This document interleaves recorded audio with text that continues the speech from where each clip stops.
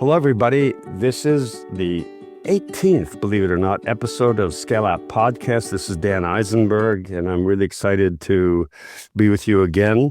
Hello to all my listeners. As you know, ScaleApp Podcast is a free podcast series to bring you the most interesting and the most diverse set of company founders who have already sort of broken into scale. This is not for startups with just an idea. These are companies that have already found some sort of product market fit.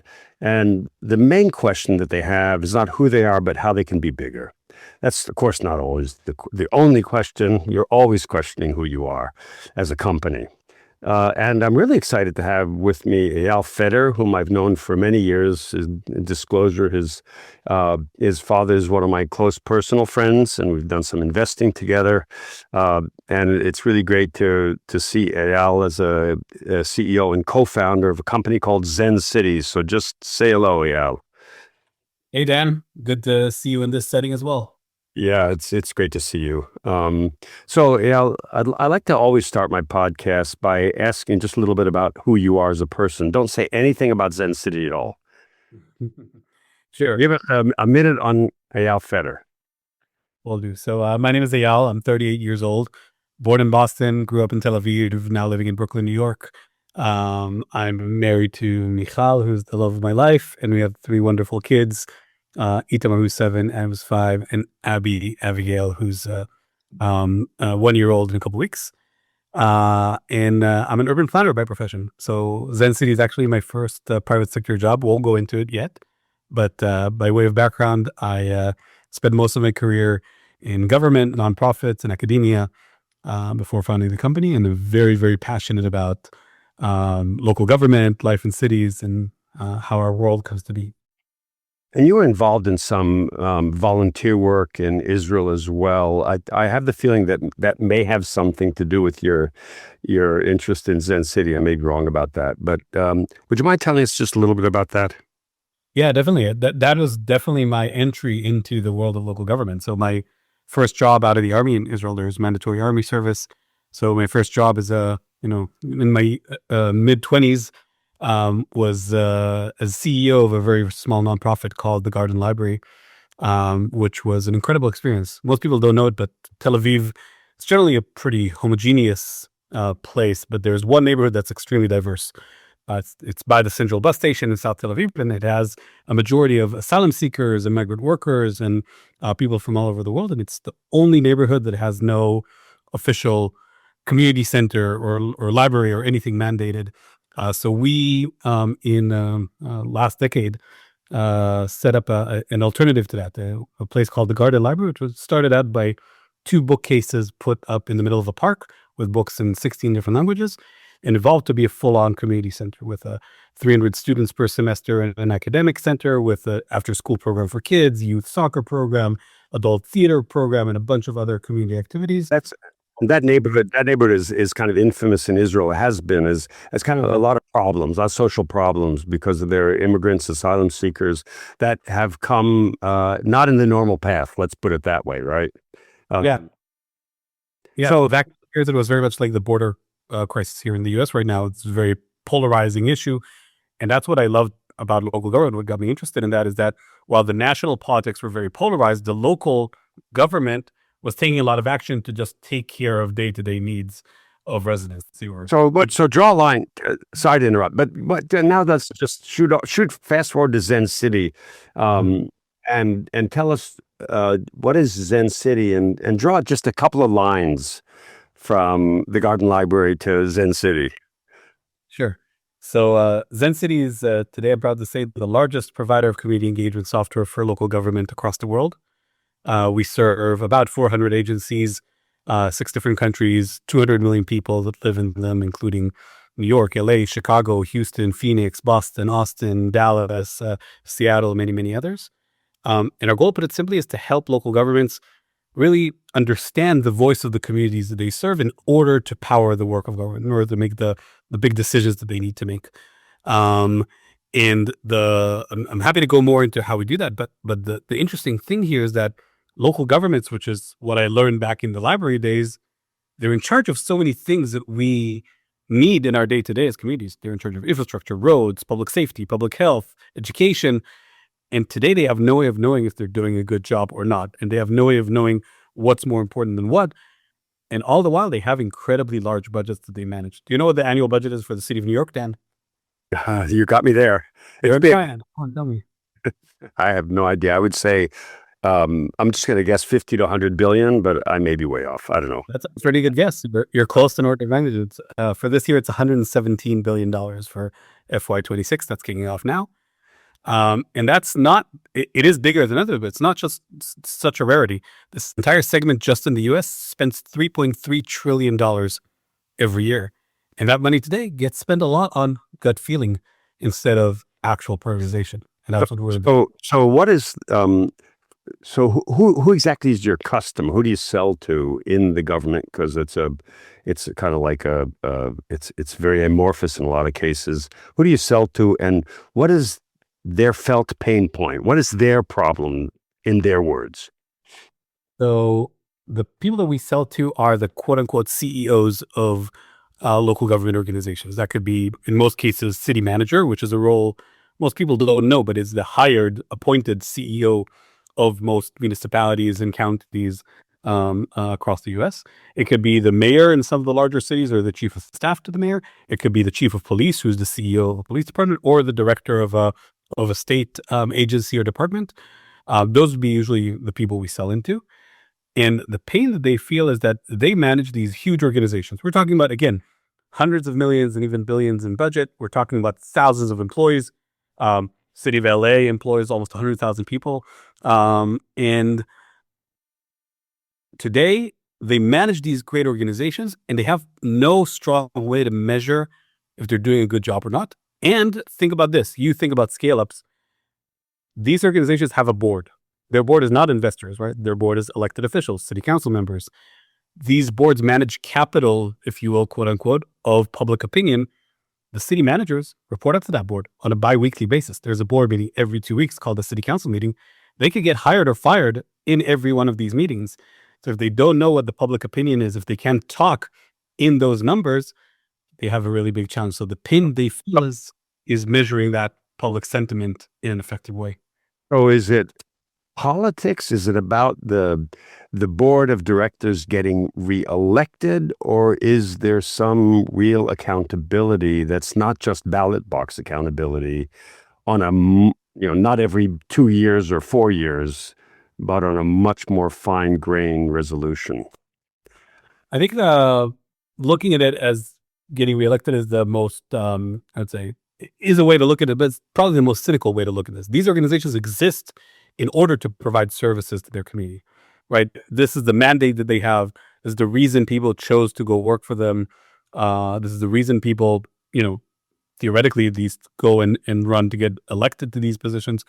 Most city council positions and mayoral positions in the U.S. are part-time positions with very low pay. People do this out of some sense of servitude, especially on the local level. So in essence, the ability to provide these services, to see that we're doing a good job, is something that's really hard to measure, right? In your world, Dan, how do you measure a success of a scale? Yeah, that's relatively easy. Simple. Sustainable growth and sustainable, profitable growth in the company, and maybe shareholder value, and that's about it. Exactly, right? There's, you look at ARR growth, you look at retention, you look at profitability, you look at, CAC and LTV. How do you measure success in government? What's the measure of success? Nobody ever gets promoted for giving out more parking tickets, right? No city manager gets retained for, making more profit for the city, and definitely nobody gets a dividend when that let's get down a little bit more in how you do this, and along the way, maybe say something about vertical SaaS, which is something that I learned, the term that I think I learned from reading some of your materials. I'm a very big believer in that, and I'm happy to discuss it. So what it is we actually do, we provide software and services that allow these organizations to really understand and measure the voice of their community, the sentiment, satisfaction, priorities of the people that they serve, in order to power different elements of the work of government, measure performance, make big decisions like budgeting decisions, shape messaging, and help really power the day-to-day work. and turn this amorphous, check the box things of what are people thinking into a number, a metric, hard data that they can process. We do that through analyzing social media conversations that are out there. We do that through running our own surveys with technology we developed that finds people online. We don't need to call people or mail things to people. We find them wherever they're spending time online, and do that through other more quote unquote mundane tools like post interaction surveys or public engagement websites that we allow our customers to create. But overall, we create one score, one bottom line of what people think. Last year, we collected 1 billion data points from residents across the US, UK, Canada, Israel. And I think what's interesting here, to your point about vertical SaaS, is that tools to collect information from people exist in a lot of other places, right? There's a whole category. If you look at Gartner Magic Quadrants, there's a great Gartner Magic Quadrant for voice of customer, right? Qualtrics is there, Medallia is there, a bunch of other tools are there, but none of these tools are tailored to the specific, unique needs of government. And our focus on this vertical allowed us to grow really, really fast and to really solve this problem in an effective way. And that's where I think vertical SaaS becomes really interesting. Well, and there are other verticals. There are other verticals, as you're saying, like for marketing and so on, or sales management and so on. It's very well accepted. What you're saying is there are certain verticals, and you may have identified one where there really hasn't been until Zencity, a really strong offering. So let's talk a little bit about, not just a little bit, let's talk about sales. And you talk about growing really fast. And one of the things that a lot of entrepreneurs learn is that it's great to have a good idea, but selling it at scale is a completely different task. So tell about what you've learned about the selling process and some of the challenges and solutions to those challenges that you've had. But before, let's take a little quick detour before that. Tell a few sentences about Zencity just by the numbers. Sure. So by the numbers, again, about 400 customers, $92 million raised to date from leading investors, both in Israel and the US, including Microsoft and Salesforce and leading VCs. Our ARR is well into the double digits in millions. We've been growing. So our first tranche until 2022 was growing triple digits a year, now growing nicely in the double digits a year since we shifted, like the rest of the industry, into quote unquote sustainable growth. We're about 130 people on the team, made 3 acquisitions to date. So that's us. Okay, so let's talk about the sales, because you don't get to double digit millions by accident. Yeah, definitely. So, my biggest surprise as a founder is how much I love selling. This was something that I never thought of myself doing before. Again, this is my first private sector job. I never sold anything before this. And what do you learn? I think the beauty of it is that when you sell something you really believe in, it's not like you imagine sales, right? It's you're actually talking to real people and solving a real problem for them. And that is extremely exciting for me and something I love doing. And also from a business perspective, I'll say sales is what drives the business at the end. Like at the end of the day, if a business is selling, things are good. If a business is not selling, things are bad. It's as simple as that. So what have you learned about effective selling, and what have you learned also about the relationship between you as a founder out there doing the sales and building a sales team, which I assume you have, in which you're not personally doing all the selling? No, not anymore. I think, there's a lot of talk, and I've read tons of words about how important it is for the founder to sell early on. And I think that's very true. But almost as important is for the founder to stop being the one selling alone in the later stages. Don't get me wrong, I still join a lot of sales calls and I really enjoy it. Again, learning about problems of new customers and being able to help solve them, and that excitement is great. But my biggest learning about sales is that it's not art, it's science. There is beauty and style in sales, right? You need to be convincing, you need to create a compelling value proposition. But at the end of the day, sales wins or loses by how well you manage the process and how well you track and plan for the numbers. When we started selling and I didn't know anything about selling, I expected every customer to to sign a deal with us. I got insulted every time, somebody said no. And when I hired our first salesperson, who was incredible, ended up being our first VP sales a few years later. I was really mad at her when she started losing deals. And I was like, why are you not closing? We have a great product. And then she taught me, because she came from sales before, that a 40% conversion rate is actually a really great conversion rate and something we should be really proud of. And that way my mind shifted and we started planning for it. So very early on, I read Predictable Revenue, which I'm assuming that you and your listeners are well. And that thinking about, there's a science here, there's a funnel, there are numbers, there are equations that we need to be building in order to be effective. And then we can start tweaking and improving that funnel. That got me really, really excited about how to manage this process. And I assume along the way, learning that the 60% who say no, first of all, they're saying no, not now. Exactly. And it's not a personal rejection. Exactly. One of our most successful lead generation motions is every 6 months to do a closed lost reach out, and that every quarter brings us a few deals on like clockwork. It's amazing about that. And I'll just say from my own experience, to go back and talk to rejects, not only can you learn something, but just by talking to them, if you talk to 100, as you say, there's a percentage in there. Maybe you'll convert a few percent, and it's a cheaper conversion in a way because they already know about you and you've already had a conversation. It's easier to get to them. And so in a way, converting rejects is the lowest hanging fruit that a lot of salespeople have. And so let's talk about organization as well. You said you're 130 people in the company, roughly. What have you learned about building an organization along the way? And I assume you've made mistakes. Tell us a little bit about the mistakes. First, I learned that it's really hard. It's not something I thought about when we started the company. I thought about building a product. I thought about, talking to customers. I never thought about the leadership responsibility. Like I thought about being a founder and raising money. I didn't think about building an organization and building a workplace and building a team as much as I should have in the early days. I think other than learning that it's hard and we made a lot of mistakes, especially senior leadership was something that took me a few rounds to get right. Hiring people externally directly into leadership. I think the biggest learning is that having a set of values and a set of ideals and, having intentional thought on who you want to bring in is really, really important in building a strong organization. I've talked to a couple of founders on ScaleApp Podcasts, and they sort of split into two groups.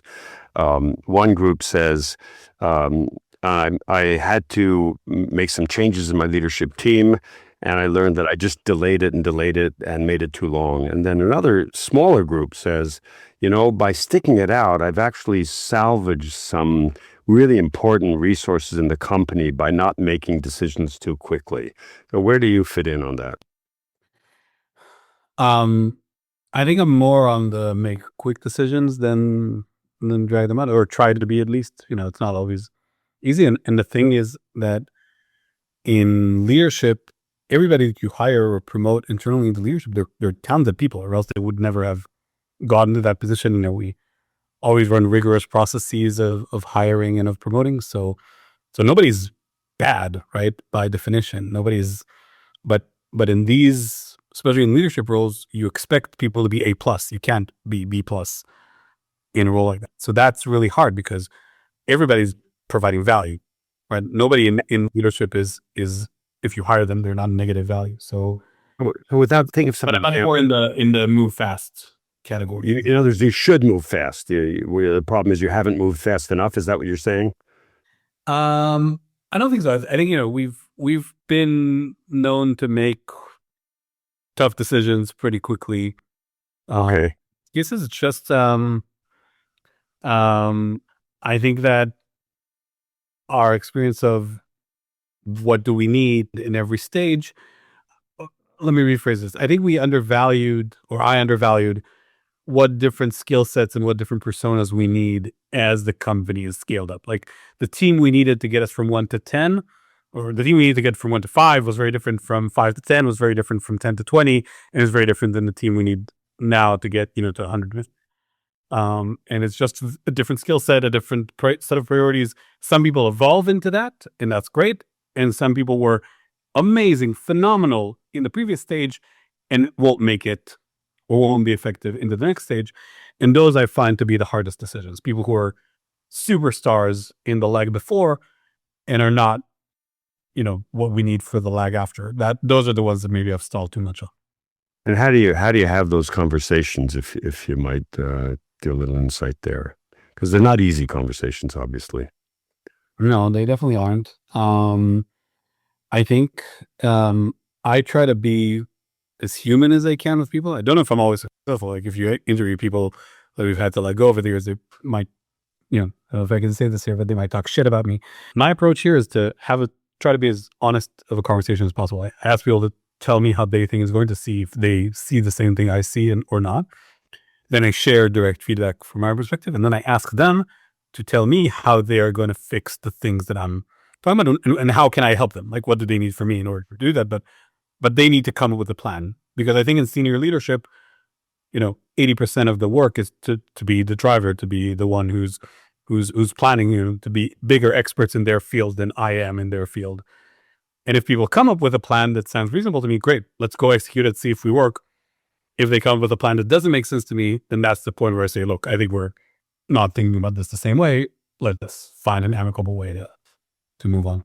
Have you ever had the experience where you part ways with somebody who, for whatever reason, is not effective in their current role, that the organization around them breathes a sigh of relief or gets energized? Have you had that experience? Oh yeah, definitely. I think, we had it's always really tough to let people go. I try to be very human here, and I really care about the people that are part of this. We're a very mission-driven organization. A lot of the people that have chosen to work for Zencity are people who really care about this organization, what we do. So it's never easy, but oftentimes when there's problems, everybody sees them. And especially when there's leadership problems, when there's a leader who's not cutting it, everybody sees it. And most times when we've let somebody go, there was, of course, some mixed feelings, but the majority of people breathed a sigh of relief, as you would say, and were energized about what this means and how things will change. You don't let people go when things are crushing it, and when things are going great, right? Obviously. Let's just switch gears a little bit, and then I have one more question before we wrap up, and that is about organic versus inorganic growth. And you've raised a lot of money. I assume that your bank balance is pretty healthy right now, and I know you've made a few acquisitions in the past, and it seems like they've been successful acquisitions. So speak a little bit about how you see your growth strategy going forward and the balance between organic and inorganic. I love inorganic growth. I love inorganic growth. I think it's incredible. And I think founders, especially of, VC-backed scale-ups, don't think about it enough. It's become more and more popular in the last few years, but I strongly want to urge any founder, any CEO thing, like this it could be an incredible boost of energy. And a lot of the thesis of our last round, we raised $40 million last year. We were very close to profitability at that point. A lot of the thesis was, let's have a war chest to go and do this, and we've already made one acquisition. Don't get me wrong, it can't replace organic growth. Like if it comes instead of organic growth, it sucks, and you still need the engine. It becomes this Frankenstein. But if you have a healthy, fast-moving ship, layering on either adjacent products, adjacent modules that are on your roadmap, or layering on strong market presence, could be a real step function. Does being very focused on a vertical make it easier for you to make the right acquisitions? 100%, because we can use, in all the acquisitions that we've made, there were two things that worked in our favor. One was the cultural alignment was kind of built in from the get-go, right? In our space, which is very mission-driven, the people building other companies in our space had the same passion for the mission. So like we had the same culture, the same hiring mentality, the same, a lot. And that was all three of the teams that we hired. Everybody that we decided that we're right to keep on are still, almost everybody is still at the company, some of them 4 years in. So that's one thing. The other thing that works for us is that we can use quote unquote all parts of the animal, if you will, right? Like we have 100% alignment on the customers that we're selling into and the ICPs. We have 100% alignment on the value propositions that they're expecting to get. We have 100% alignment on, processes of how we do procurement and, what's important to us. So this was a very easy transition from a business perspective. They sort of fill in the puzzle for you. They give another piece of the puzzle that's a very clear puzzle, is what I think what you're saying. Yeah. So our first two acquisitions, which were 4 years, 3 and 4 years ago, were very much like, we want to get into this space. Like, this is the next thing we want to build. Can we find somebody who's already built something interesting, has a strong fit to us, and we can play for the same team? That was our logic, both in acquisition of a company called Elucid in 21, in early 21, and then we called Civil Space in late 21. And then our latest acquisition, Complace, was, they were kind of a, we've for years have said that we're distant cousins. They're a British cousin. They were really big in the UK, directly competitive to us. And bringing together made us a really strong presence in the UK and across the pond from both sides. That brings up an interesting question that I didn't plan on asking, because I thought you were completely focused on the United States, but here you're saying that you are outside of the U.S. as well. Are the problems different in the other countries that you're involved in? Well, I would say there's a nuance to the problem, right? There's a war in Israel and in Palestine, and there's a different government in the UK and almost opposite government in the UK than in the US. So there's nuance to the problem, but the underlying fundamental problem, which is we have to understand what the priorities of our residents are in order to make the big decisions we need to make, that is 100% the same in every region, every territory that we work with. Or where are you? You're in the UK. Are you in other countries? Yeah, US is our biggest market by far. It's about 3/4 of our revenue. Then the UK is next, about 20% of our revenue. Then we have strong Canadian presence, and we have some legacy customers in Israel, and we have some customers, a couple in Australia, a couple in Europe, but the majority is US, UK, Canada. So it sounds like English speaking is an easier, let's say, penetration or globalization strategy as a starting point. Is that fair to say? Yeah, I think just when we started in 2017, so we were in an AI company back. We've been an AI company long enough to see the hype cycle go up and go down. We started, it was really hype, then it was really bad to use the word AI. Now it's cool again. So when we started out, translation was an issue and English was easier, so that's why we focused. And now it's just like our go-to-market engine is stronger in these regions, and it's just a better use of our marketing dollars. Like, now there's no actual product limitation to go to other languages, but just from where we want to spend our dollars, these markets make more sense. So let's wrap up with the question that I try to ask all of my guests on ScaleApp Podcasts, and that is, you said you were 38, which means 10 years ago you were 28. If you were to bump into your younger self, whether it's 28 or 24, and your younger self was saying, I want to create Zencity, not as competition, no, something like Zencity, as ambitious and as pioneering as Zencity was at the time, what would you tell your younger self? So first, I'll say I've had the privilege now of investing in 7 companies in our space as a private investor, and I've had the opportunity to have these conversations with a lot of people I consider friends, and I really look up to their energy and to what they're building. So I've had it. What I would tell them is, I think a lot of our success has been driven by balancing well the passion for the mission that we have and building a great vertical SaaS company.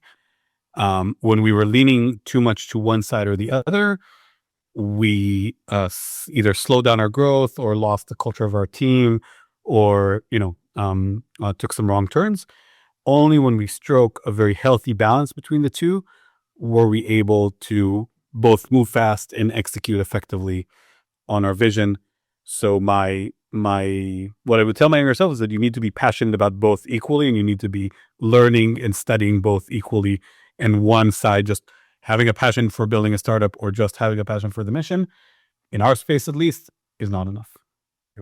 Well, we've come to the end of this episode number 18. Eyal, thank you very much. for joining us and sharing. I remind everybody, this is ScaleApp Podcasts. I'm Dan Eisenberg. I do this for free. It's a serious hobby that I have. And I'm deeply interested and identified with the scale-up space. And this is my way of giving a broader audience access to an intimate conversation, hopefully intimate and certainly insightful conversation with a wide variety of founders from around the world who are making it happen. And so if you like ScaleApp Podcasts, tell your friends about it. If you like it, share it. And we'll see you soon in the next episode.